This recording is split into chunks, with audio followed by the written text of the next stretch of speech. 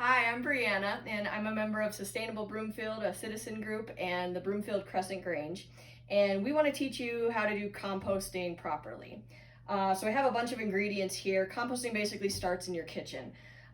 We have some stems from some spinach here we can throw into our little compost bin. We've got some orange peels that are kind of torn up.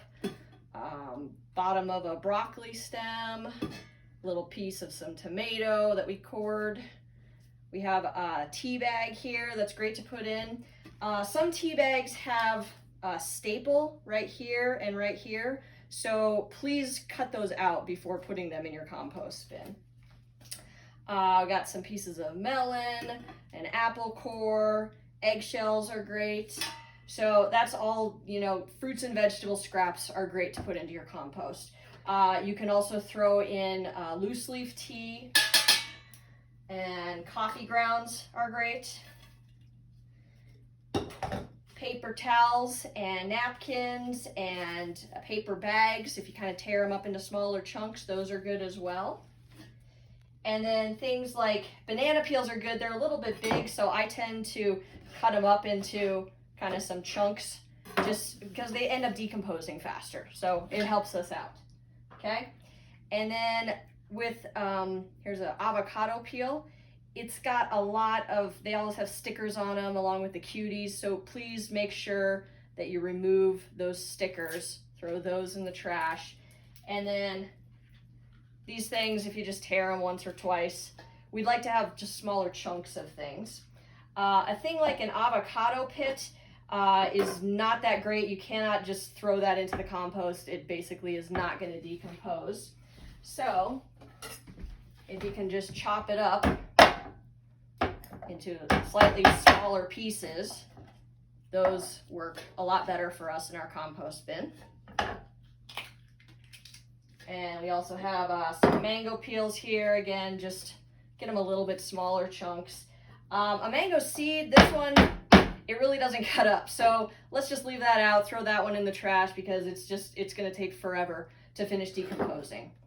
So that's about it from the kitchen, and now we'll go and look at the outside stuff from your garden that you can also put in your compost. All right, so I've got some garden waste here, and before I add this to the compost, it's usually a good idea to try to chop it up into smaller chunks as much as I can. You can rip them up. But these long pieces are going to take a little bit longer, so to help us out, if you can rip them into, a couple inches of pieces, that's going to really make our decomposing go a lot faster in our compost pile. Now, there are a few things that you want to keep out of your compost bin. So fat, oil, grease, that stuff we don't want in there. Meat and bones, don't want that in there. Dairy products, that's a no-no. Again, watch for all the stickers on all of those produce items that you get.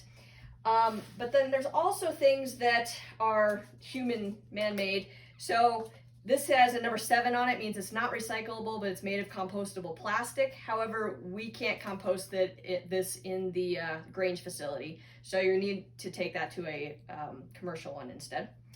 And then compostable bags are also not going to work in our facility. And paper that has like a plastic layer to it is no good as well. So please just keep those things out of our compost and we'll probably have a successful compost. Thank you. So when your kitchen compost container is full, I like to transfer it into a bigger one that can last a little bit longer.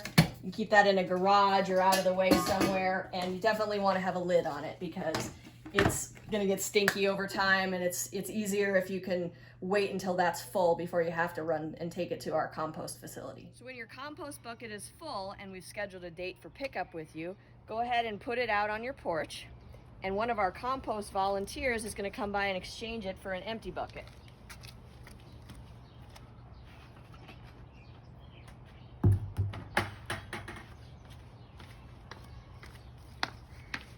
If you'd like to try composting on your own, you can actually take your bucket to the Broomfield Crescent Grange at 7901 West 120th Avenue in Broomfield. The compost bins are located behind the Grange building, beyond the community garden, against the west side fence. There are directions posted on the front of the compost bins, and a pitchfork is located just to the right side of the bins in order to dig the hole you need to deposit your compost. So when you're going to add compost, you first want to dig a little hole in the compost like this, and then you can add your scraps into there, and you want to then add about an equal volume of leaves on top, which is this is your green material in there, and this is your brown material on top. And we like to have a 50-50 mix of those. And so once you've added about an equal amount, then all you need to do is again take your pitchfork and just kind of cover it up a little bit. And it's basically going to create a little kind of oven in here for everything in the middle to really start getting composted and decomposing a lot quicker. Thanks for following all these rules and composting with us. We really appreciate it.